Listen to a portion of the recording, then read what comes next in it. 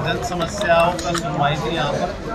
इन्होंने मुझे जिम्मेदारी दी है सेवा करने की और मैं उसी भावना से यहाँ पर आया और सारे अधिकारियों के साथ बैठकर। अभी तक क्या होता था कि आते थे मेरे पास, मुझे फ़ोन करना पड़ता था, फिर वहाँ से जवाब कुछ आता था, तो बहुत लंबा प्रोसीजर। मैंने सोचा ये जो 10 घंटे का काम है क्यों ना इसको 3 घंटे में निपटाया जाए। तो यहाँ क्योंकि सब अधिकारी भी होते हैं, साथ के साथ सारी चीज़ें जो है सामने भी आ जाती हैं और उसका सॉल्यूशन भी निकल आता है।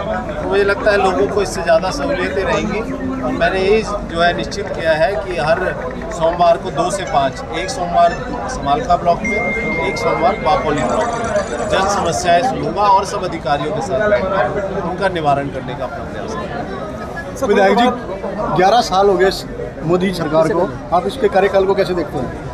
11 साल में मेरे को बताने की ज़रूरत नहीं है, आम जनमानस को पता है 11 साल में क्या क्या काम हुए। ऐसे ऐसे काम हुए जो कई सौ सालों तक हमारे हिंदुस्तान में नहीं हुए। और जो सबसे बड़ी बात जो मुझे लगती है, एक जो निर्णायक सरकार जो हमें पहली बार हिंदुस्तान में मिली है, चाहे वो पाकिस्तान को लेकर हो, चाहे वो 370 धारा हटाने को लेकर हो, चाहे वो राम मंदिर को लेकर हो, जो एक डिसाइसिवनेस जो हमारी सरकार ने दिखाई है, मुझे लगता है ऐसी सरकार आज से पहले कभी हमारे हिंदुस्तान में नहीं आई और ना कभी आएगी।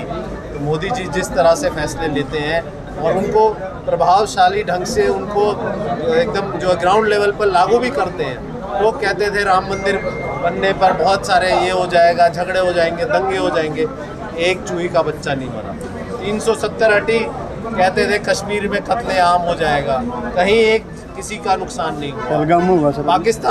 पाकिस्तान की वजह से हुआ ना, पाकिस्तान के तो हमने पहले से भी हो रहे थे, लेकिन उसके बाद जो मोदी जी ने कदम उठाया है वो उससे पहले आज तक किसी ने उठाया क्या? पहलगाम के ट्रीटी जो रद्द करने का जो अगर कोई दम रखता है तो हमारे माननीय प्रधानमंत्री मोदी जी हैं, जिन्होंने भारत को जो है आगे बढ़ाने का काम किया है। चौथी अर्थव्यवस्था, सबसे बड़ी चौथी अर्थव्यवस्था बनी है हमारा भारत देश। इससे पहले कभी सोच सकता था कि हमारा भारत देश भी इतना आगे बढ़ेगा। और 2047 का लक्ष्य तय किया है कि हमारे यहाँ से हमारा भारत जो है एक डेवलप जो है नेशन कहलाए, एक विकसित देश कहलाए। ये मुझे लगता है हम सही दिशा में चल रहे हैं और ये माननीय नरेंद्र मोदी जी इसके हकदार हैं कि उन्हें इस चीज़ का क्रेडिट दिया जाए। भारतीय जनता पार्टी इसकी हकदार है। बिल्कुल उसकी जांच हो रही है, एसडीएम साहब के पास उसकी जांच है और अगर ऐसा है तो दोषियों को सजा भी मिलेगी और उसके खिलाफ पूरा मुकदमा और कार्रवाई भी होगी।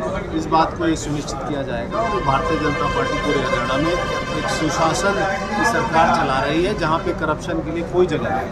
सारा का सारा मामला, सारी रिपोर्ट वगैरह इस पे चल रही है और जल्द ही आपके सामने दूध का दूध और पानी का पानी। पानी निकासी की समस्या बहुत अधिक है, जटिल है।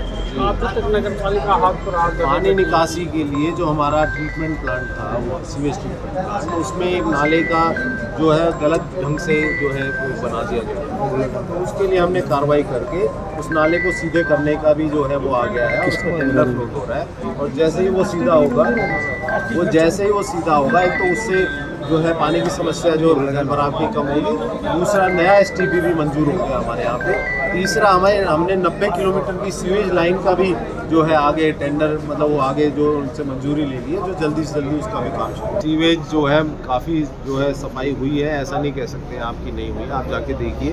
और कुछ रह रहे हैं आगे 10-15 दिन में, वो सारा का सारा आपको सामने जो है समझ में आएगा कि सारी सीवेज लाइन जो है सफाई होगी और हो रही है। और दूसरे गड्ढे भरने का भी काम कर रहे हैं, लेकिन उसमें मरम्मत इस तरह से हो कि वो दोबारा से गड्ढे ना बने, इसके लिए भी जो है विधायक जी सीवरेज की बात नहीं की जा रही, नालों की बात की जा रही है। रेलवे रोड पर एक नाला बना हुआ है जो पूरे शमशान घाट तक एकमात्र नाला है, पूरे शहर की गंदगी वहाँ से गुजरती है, जो पूरा गंदगी से अटापटा है। कागजों में अधिकारी बार बार सफाई का दावा करते हैं, लेकिन आज तक आप जाके देखोगे तो रास्ते पर बिल्कुल जीरो है, ओवरफ्लो होकर सड़कों पर पानी बह रहा है। नहीं, आज ये बात मेरी संज्ञान में लाई गई है और मैंने सख्त निर्देश दिए हैं यहाँ पे जितने भी अधिकारी हैं कि अगले 10 दिन के अंदर वो सारा नाला जितना भी उसके अंदर गंद भरा पड़ा है वो सारा का सारा सफाई करके और अपने आप को मानसून के लिए पूरी तैयार किया।